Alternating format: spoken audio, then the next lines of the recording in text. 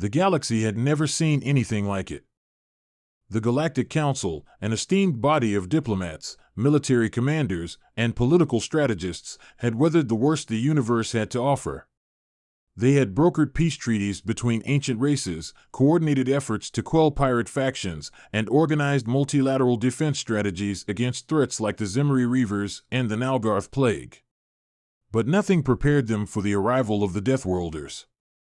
The Deathworlders were a coalition of species from planets so hostile that survival was considered a miraculous achievement. Their worlds were filled with creatures that could tear apart the strongest armors, environments that tested the limits of biology, and climates that could kill an unprepared traveler within hours.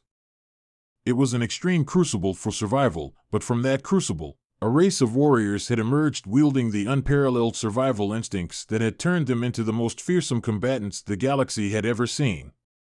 When the Deathworlders delegation first arrived at the Galactic Council's headquarters, a neutral station orbiting the peaceful planet of Xanathus, the council members were both intrigued and cautious. After all, the Deathworlders had earned a reputation for being unpredictable. They had never been part of any organized galactic pact, and most species viewed them with a mixture of awe and fear. Still, the galaxy was changing. The increasing threats from external forces, the rise of rogue factions, and the instability of intergalactic borders were making alliances more important than ever. The Council had extended an invitation to the Deathworlders, hoping to convince them to join the Intergalactic Coalition. But that hope was quickly dashed. The first meeting, a show of power. The council meeting room was packed with representatives from across the galaxy, each species varying in shape, size, and intellect. Most of the attendees were cautious, if not slightly uncomfortable, as the Deathworlders took their seats at the far end of the table. The leader of the Deathworlders delegation, a towering figure known only as Krog, exuded an aura of barely contained violence. His muscles rippled under his tight combat armor, and his piercing eyes scanned the room, studying every movement. The other delegates were watching him warily, and many whispered among themselves, making crude jokes about the Deathworlders' primitive ways. It was not lost on them that the Deathworlders had no formal diplomats. Krog was their only representative, a merciless warrior who had been hardened by the deadly world he came from. Xian, the chief negotiator from the Galactic Council, called the meeting to order. She was a seasoned diplomat, calm and poised, known for her ability to navigate even the most difficult situations. But she, too, was unsettled by the presence of Krog and his entourage. She cleared her throat and began the proceedings. "Welcome, delegates from the Deathworlder Coalition," she said. "We appreciate your willingness to consider joining the Galactic Council, and we are eager to learn how we might support each other moving forward." Krog's voice was a low growl, and it sent chills down the spines of everyone in the room. "We have no interest in your council. We have survived our worlds without the need for your cooperation." Xian, trying to maintain a sense of control, smiled politely. "We believe there is strength in unity, Krog. Together, we can achieve more, defend ourselves against the dangers that lie ahead." Krog snorted, his lips curling into a slight sneer. "Strength is earned through combat, not sitting in chairs and talking." He motioned to his companions, who all stood up in unison. "You will see what true strength looks like." With that, the Deathworlders stepped into the center of the room, and the entire council chamber went silent. The first tactical display, a lesson in madness. Krog raised his hand, and the other Deathworlders quickly began to move. To the council's shock, they began to remove their armor with practiced ease, revealing a set of combat equipment that was anything but ordinary. They weren't just warriors, they were unconventional, bordering on chaotic. The first tactic involved Krog himself. In one swift motion, he grabbed a chair from the table, tore off the backrest, and threw it across the room with terrifying precision. The chair ricocheted off the far wall and hit an unmanned console, deactivating an entire security grid without even touching it. The entire room gasped in disbelief. "You see," Krog said, his voice rich with disdain. "In battle, everything is a weapon. This chair? A tool for victory." A smaller Deathworlder, with sleek, angular features, pulled out a device from his belt and pressed a button. A series of holographic projections filled the room, showing images of their homeworld, a barren planet filled with creatures the size of starships and hostile environments where every single step could mean death.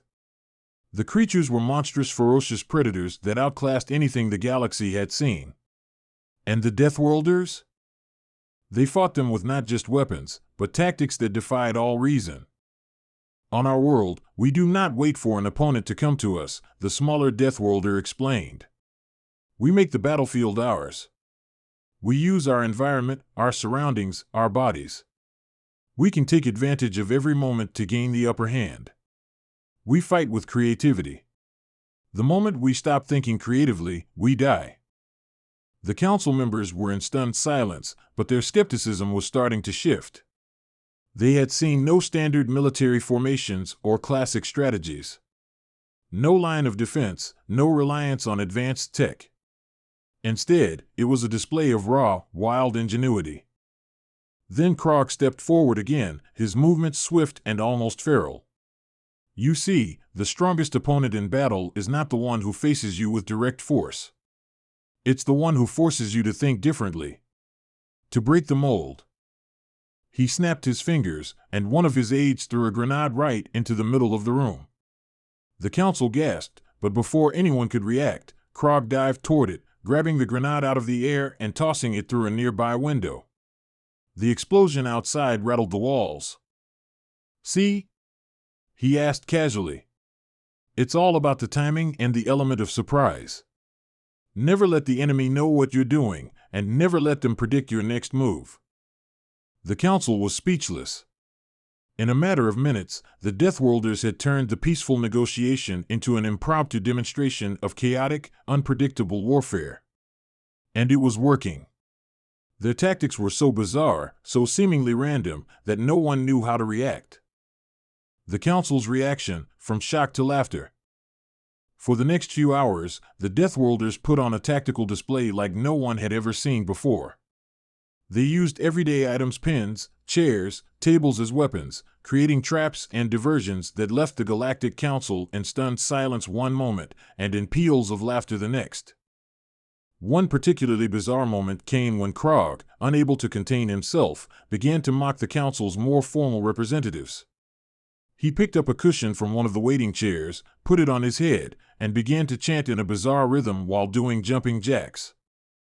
"Listen, listen," Krog shouted. "You call yourselves diplomats, but what if your next peace summit is interrupted by 1,000 rabid space wolves? How will you negotiate then? Can you survive, or will you just sit there, trying to talk your way out of it?" The council's stoic front began to crack. What began as a tense and serious meeting transformed into something absurd. Some delegates were clutching their stomachs from laughter, while others simply stared in disbelief. Krog's insane tactics were baffling, but there was an undeniable brilliance to them, a reminder that sometimes the most chaotic strategies were the most effective. Xian, who had been trying to maintain order, finally broke into laughter herself. "You're telling me that this is how you win battles?" "Absolutely," Krog replied with a toothy grin. "You never fight the way they expect. That's how you win. Your rules are meaningless. Only survival matters." The aftermath, a new kind of alliance. By the time the meeting ended, the Galactic Council was in no shape to continue with formal diplomacy. The delegates were too busy wiping tears from their eyes, their formalities abandoned in favor of amusement. The Deathworlders had turned an otherwise ordinary negotiation into a spectacle that no one would soon forget. But even amidst the chaos, there was a realization that slowly began to form within the Council's minds. The Deathworlders were not just a force to be reckoned with. They were a reminder that there were no rules in survival. Diplomacy, tactics, strategy, it all could be turned upside down in the blink of an eye. Xian stood up, still chuckling, and faced the Deathworlders. "Well, it's clear that we have a lot to learn from you," she said with a smile.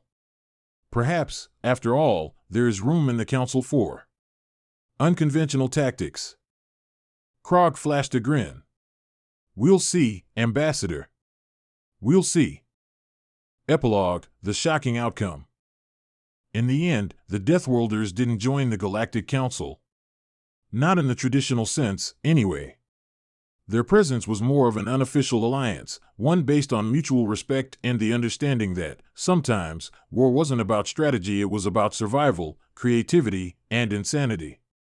And as for the rest of the galaxy? They now knew that there was no predicting what the Deathworlders might do next. But the Council was left with one undeniable truth: never underestimate the insanity of a battle-tested warrior.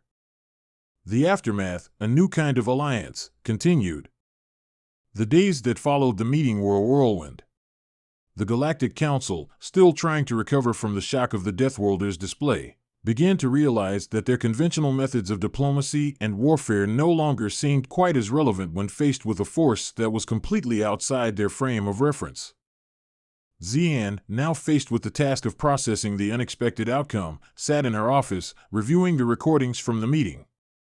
The Deathworlders had left immediately after their demonstration, but the delegates couldn't stop talking about them.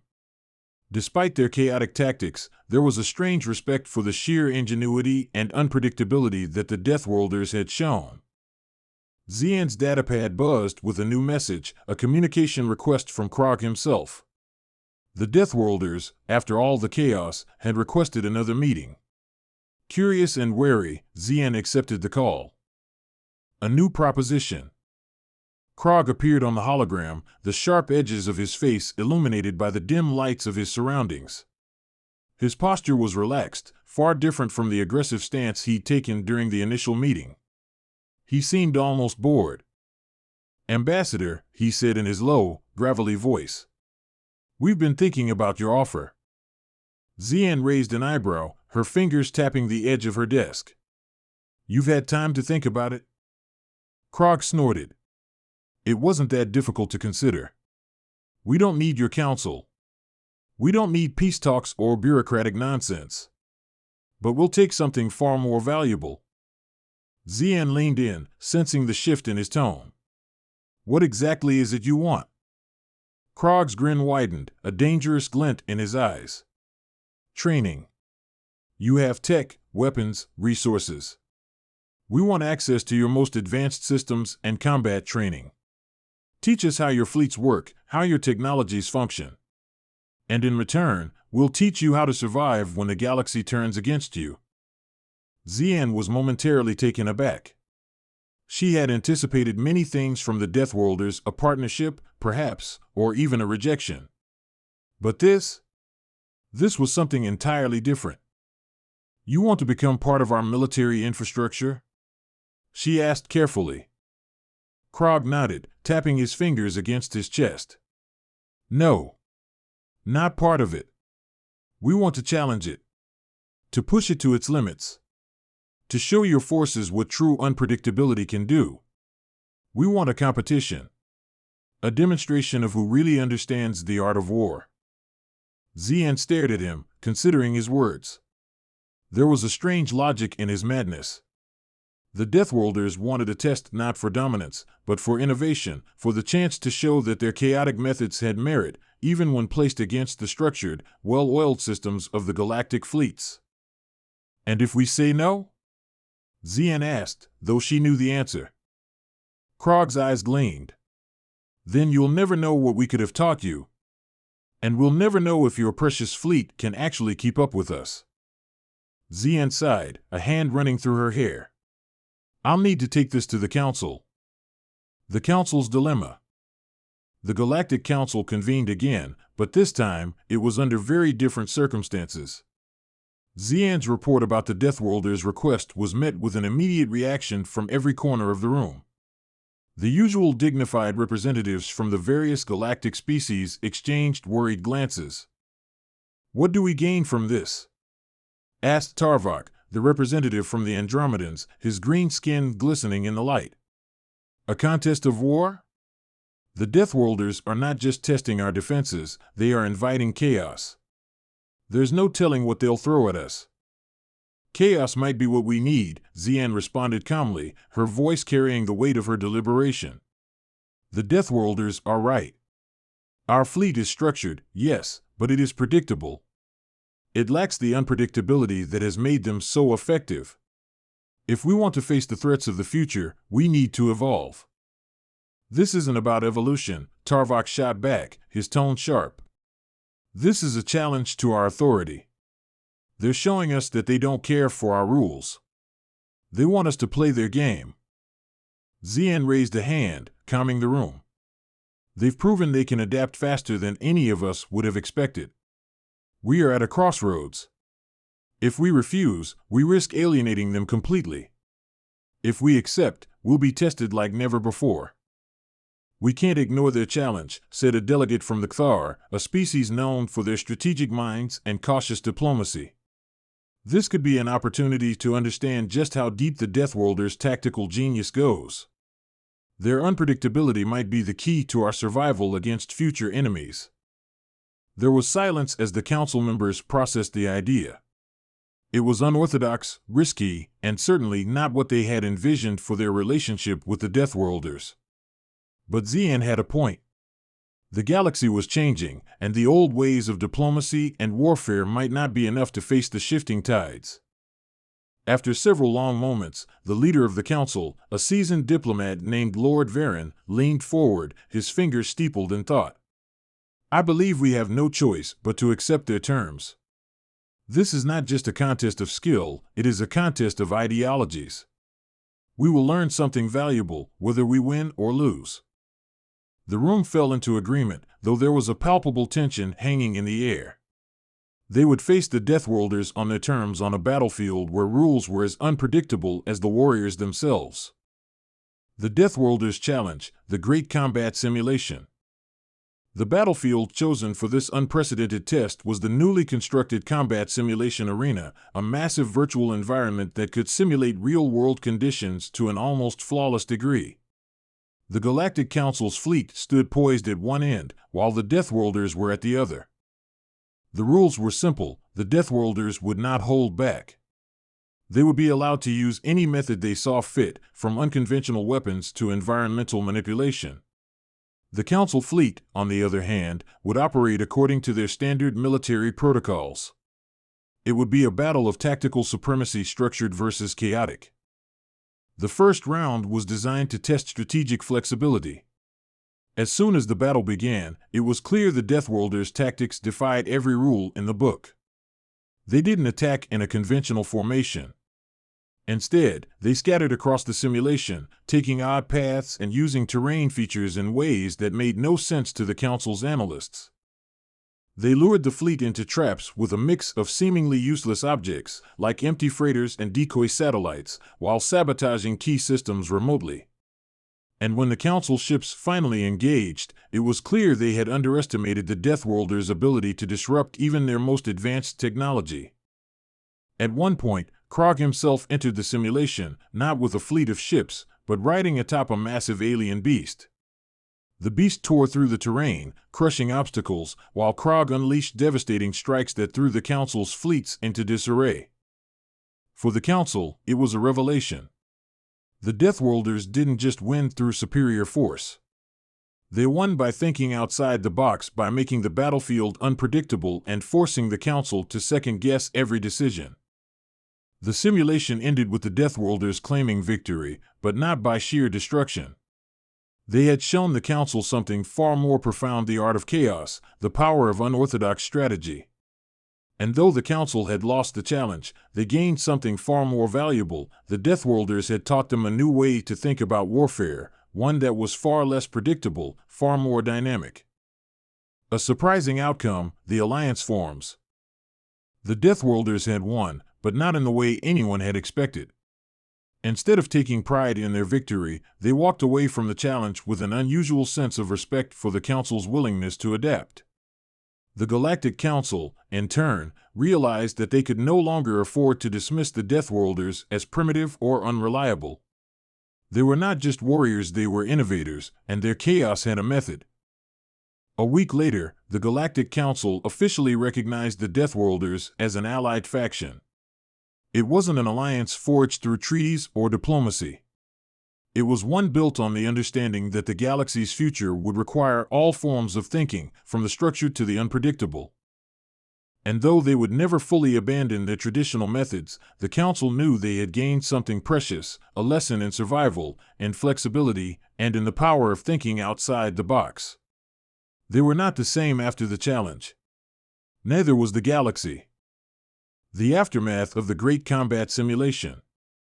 Months passed since the Deathworlders' Great Challenge, and the galaxy had changed in subtle, yet profound ways. The Galactic Council's forces, once a well-structured but predictable machine, began integrating elements of unpredictability into their strategies. Many military academies throughout the galaxy were now required to teach students how to deal with chaotic tactics, the hallmark of the Deathworlders. Every officer, every fleet commander had to understand how to anticipate the impossible. It wasn't just the military that was affected. The Deathworlders had left their mark on every corner of galactic society, not through conquest, but through a shift in mindset.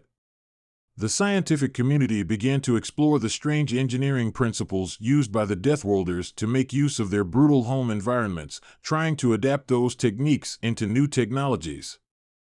Meanwhile, trade negotiations had taken an unexpected turn, as former adversaries began to leverage the unconventional thinking of the Deathworlders to broker deals in ways never seen before. But the greatest shift occurred in the Council itself. The Council's new mission. Xian, now regarded as the key architect of the Deathworlder Alliance, found herself struggling with the aftershocks of the Alliance. The Galactic Council had always been a place of order and decorum, where talks were held in carefully calculated language, where rules governed every interaction. But as the Deathworlders began integrating their tactics into galactic operations, the once predictable world of diplomacy began to unravel. More and more races approached the Council with requests for unconventional tactics. Some asked for Deathworlder training programs for their soldiers. Others wanted technology inspired by the chaotic combat techniques that the Deathworlders had used to overcome the fleet's defenses. Entire new industries were born from the chaos, industries that specialized in unpredictable tech, decentralized power grids, and weapons that defied conventional engineering. Xian, in particular, felt the pressure of balancing this new era. As head of the diplomatic division, she now faced not only the traditional political problems, but also the growing challenge of accommodating the demand for strategies that defied every rule she had learned as a diplomat. One morning, she was summoned to an emergency session of the Council. The subject? A growing movement to codify the Deathworlders' unorthodox methods as part of the Council's core strategy, a move that threatened to throw the entire diplomatic system into disarray. The new wave, chaos and order collide. The meeting room was thick with tension as the Council members gathered, their faces a mixture of confusion, frustration, and excitement. At the center of the discussion was Lord Varen, the leader of the Council, who was still trying to grasp the consequences of the Deathworlders' challenge. "We cannot continue to operate as we have," Varen said, his voice firm. "The galaxy is changing. The Deathworlders have proven that we cannot simply sit behind walls of tradition. But at the same time, we cannot abandon everything we've built in favor of chaos." Xian stood, knowing the weight of the moment had arrived. "Lord Varen, chaos does not mean anarchy. It's not about throwing away all that we know, but adapting to the new reality of warfare, diplomacy, and survival. If we deny the Deathworlders their place in our systems, we risk alienating the very force that could help us face the threats that lie ahead." "But what if their methods threaten to destabilize everything we've worked for?" asked Tarvok, the representative from the Andromedans.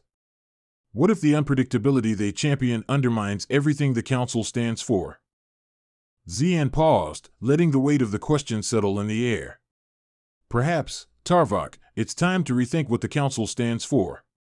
We've always operated on order, but order alone cannot withstand the oncoming storms of war, rebellion, and galactic upheaval.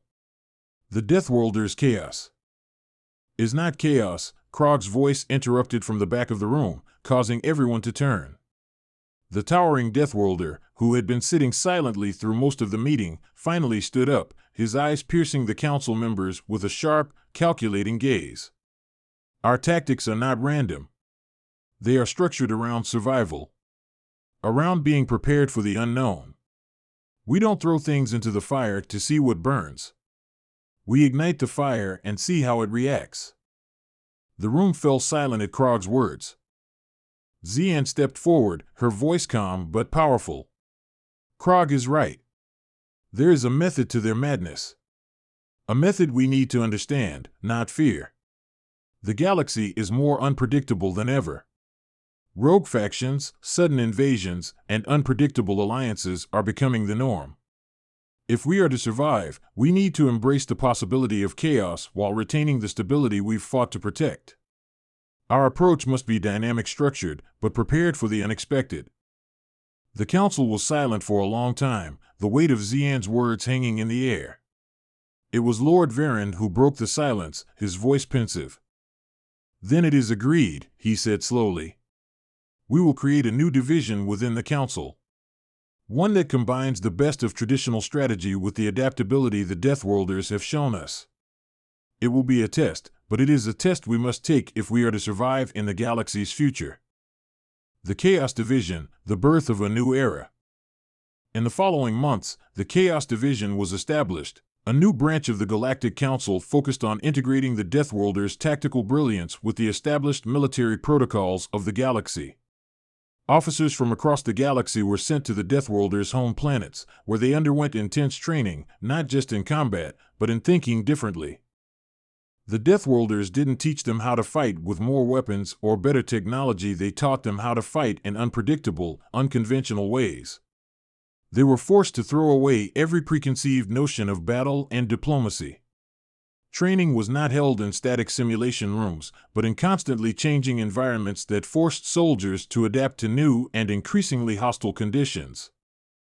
It was not about following the steps of a set plan, it was about surviving and thinking in the moment. The Council's fleets, once predictable and rigid in their approach, became more fluid. New strategies emerged. A fleet no longer simply attacked with brute force, they began to use their surroundings, manipulate their enemies' expectations, and become masters of deception. In some cases, entire operations were conducted without the enemy ever understanding what had truly happened until it was too late. A new threat looms. But even as the new era began to take root, a greater threat emerged. One that no amount of chaotic thinking could prepare the galaxy for. In the deepest reaches of space, an ancient and powerful species, known only as the Nihal, began to stir. A race that had been dormant for millennia, their ships were the stuff of legend, said to be made of living metal and capable of decimating entire star systems with a single strike. No one had ever seen them, but ancient texts from long-lost civilizations warned of their return. They were creatures of chaos themselves, beings who thrived on destruction, erasing entire civilizations without a second thought. News of the Nihal's awakening spread like wildfire through the galaxy. And in that moment, the Galactic Council realized the true significance of what they had done. The Deathworlders weren't just teaching them how to survive. They were preparing them for a battle unlike any the galaxy had ever seen, a battle where the rules of war had no meaning, where survival was the only objective, and where victory could only be claimed by those who were unpredictable enough to outwit the chaos itself. As the Nihal ships appeared on the edge of galactic space, the newly formed Chaos Division stood ready, perhaps for the ultimate test of their unpredictable tactics. Epilogue: The Battle for the Future.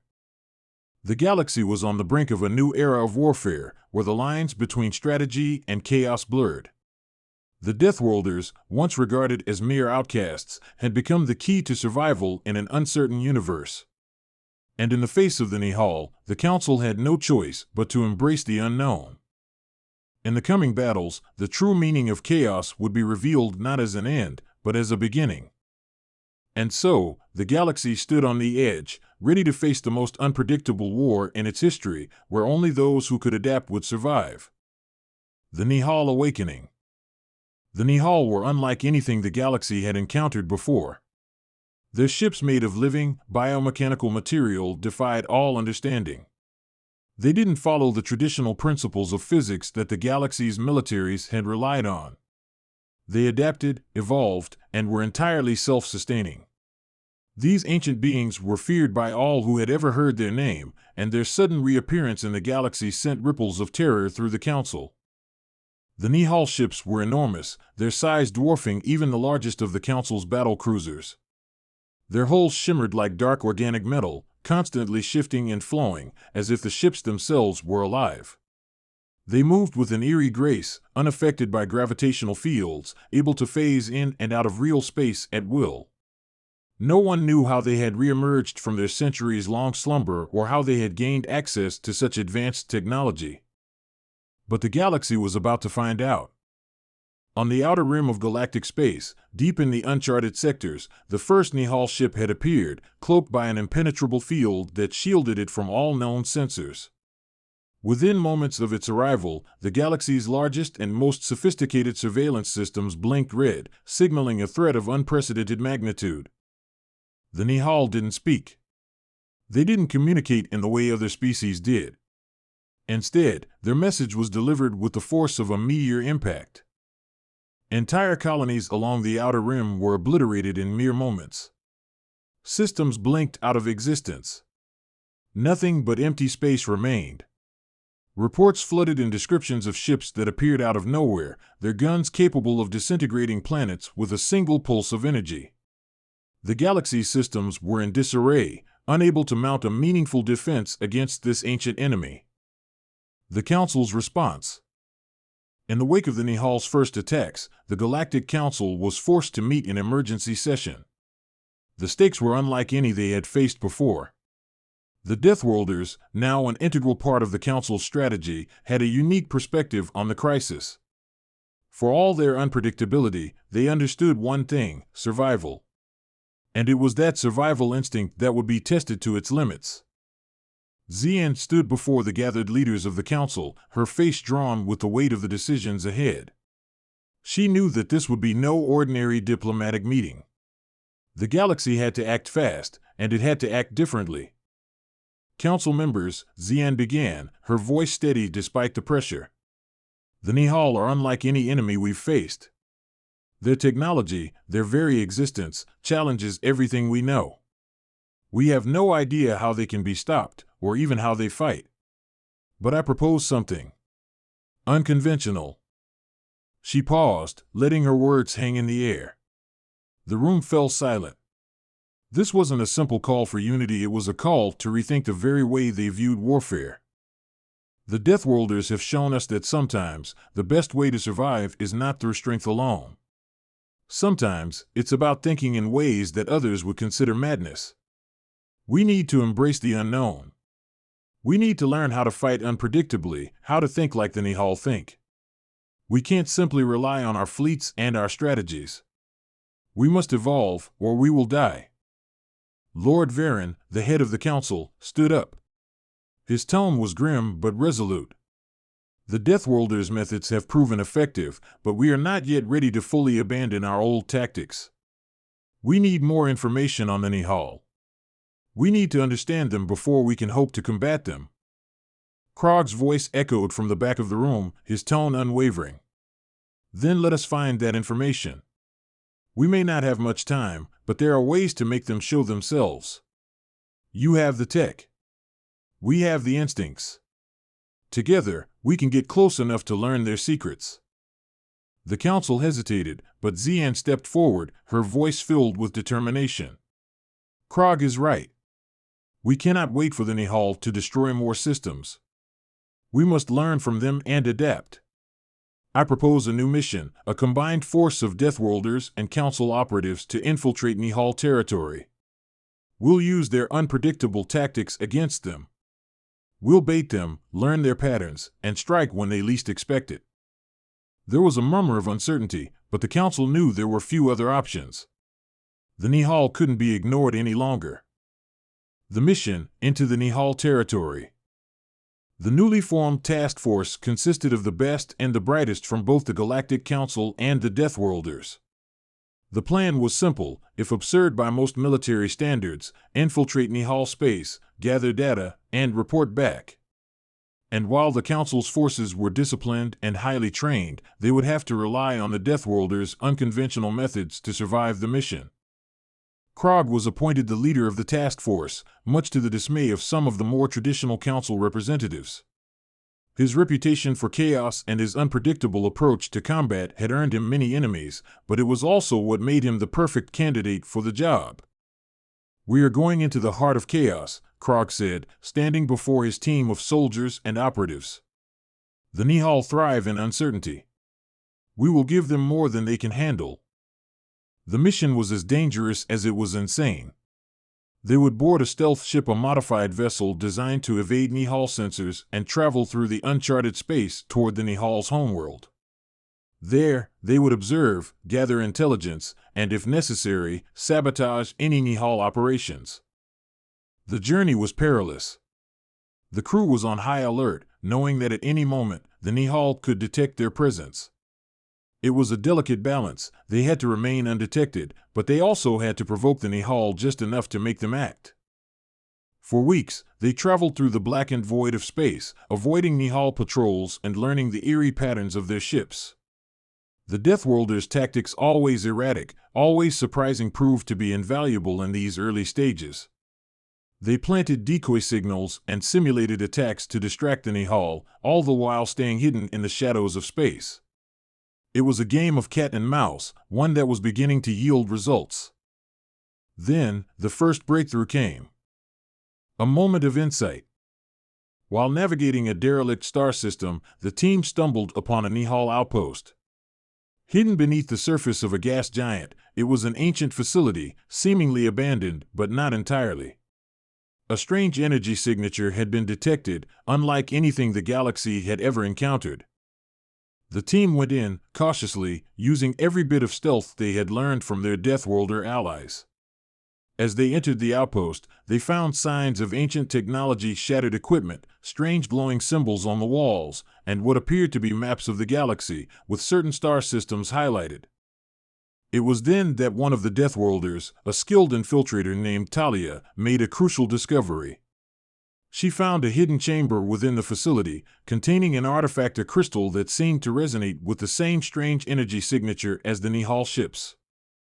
"Whatever this is, it's their key," Talia said, holding up the crystal. "This is how they move. This is how they think." Xian's heart raced as she realized the implications. The Nihal weren't just fighting with weapons, they were manipulating reality itself. This crystal wasn't a weapon. It was a tool for war, a tool that could warp space and time, making their ships nearly impossible to track, their attacks unpredictable. This discovery changed everything. The team had learned something that could potentially give the Council an edge. But now they had to get back to their fleet without alerting the Nihal. The final test. The task force made its return journey, but they weren't alone anymore. The Nihal had discovered their presence and were now hunting them down. Every stealth technique they had used was tested to its limits as they attempted to outrun the Nihal ships. It was a final test, a clash of survival tactics. The Deathworlders' chaotic unpredictability clashed with the rigid planning of the Council. The ships darted through asteroid fields, played cat and mouse through gas giants, and used every trick in the book to keep the Nihal at bay. But the Nihal weren't fooled. They were closing in, and the moment of reckoning arrived. In the final moments, Krog made a decision that no one could have predicted. He ordered the fleet to engage the Nihal head-on, using the very chaos that had been their greatest strength. As the Nihal closed in, the fleet scattered in 1,000 directions, creating decoys, warping their own signals, and using the Nihal's reliance on their own methods against them. It was a battle of mind over matter, a battle of unpredictability against ancient precision. In the end, it wasn't the Deathworlders' sheer power that won the day, it was their ability to survive the impossible. The Nihal, for the first time, found themselves outwitted. Epilogue: The road ahead. The Nihal were not defeated, but for the first time in millennia, they had been thrown off course. The galaxy had learned a valuable lesson. Survival didn't come from simply adhering to old rules. It came from adapting, from embracing chaos, and from thinking in ways that defied all expectations. The galaxy had entered a new age, one where unpredictability was the only certainty. And the Deathworlders, once seen as outcasts, had become the galaxy's greatest asset in a war that would change everything. The Galactic Council's new order. In the wake of the chaotic, unpredictable battle with the Nihal, the galaxy began to settle into a new and unfamiliar peace. The Nihal were not gone far from it. But their overwhelming force had been turned back, for now, by the unpredictable tactics of the Deathworlders and the galaxy's newfound willingness to embrace the unknown. It was a fragile victory, one that had come at the cost of countless lives, but it was a victory nonetheless. The Galactic Council, once the epitome of order and diplomacy, now stood at the precipice of a new era. The lessons of chaos were not easily forgotten. The Deathworlders, who had been initially viewed with skepticism and disdain, had become indispensable to the Council's very survival. In the weeks following the battle, the Council met to discuss what the future would look like. The newly formed Chaos Division, a coalition of Deathworlder tactics and Council strategy, was solidified into the core of galactic military operations. What had once been seen as madness, or mere unpredictability, was now an integral part of the galaxy's defense. Xian, who had once been caught between two worlds between the rigid diplomacy of the Council and the chaotic brilliance of the Deathworlders, now found herself at the center of this new order. She had forged a path for a future that had once seemed impossible, one where the rules of combat were rewritten and the very nature of galactic diplomacy was transformed. Krog, ever the unpredictable force, became a key advisor within the Chaos Division. His methods, though unorthodox, were now regarded as essential for training the next generation of officers and tacticians.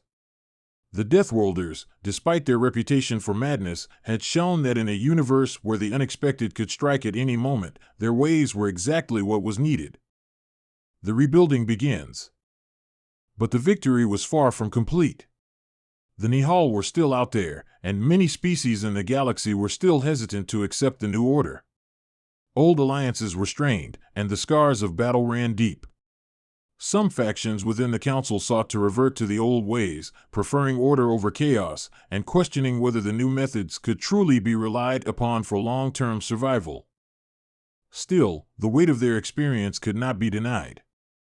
The Deathworlders had shown the galaxy what it meant to endure in the face of the impossible, to thrive in the midst of chaos. And though there would be more battles, more challenges, and more risks to be faced, the galaxy had learned an invaluable lesson. Sometimes, the greatest strength lies not in order, but in the ability to survive in the face of total unpredictability. As Xian stood on the balcony of the Council building, looking out at the stars, she couldn't help but reflect on how far they had come.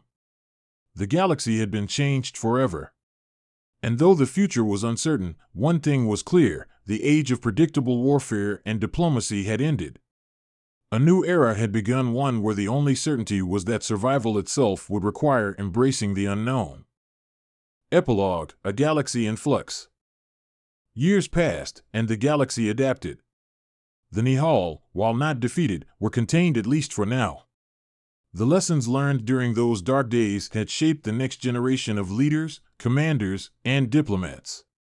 The Deathworlders continued to serve as both advisors and catalysts of change, their influence reaching far beyond the battlefield. But in the vast expanse of the galaxy, there were always new challenges on the horizon. As long as the stars burned, there would always be the unpredictable, the unknown, and the chaotic. And the galaxy, having learned to survive those very things, was stronger for it. The Council had not only faced the end of an era, it had embraced the dawn of a new one.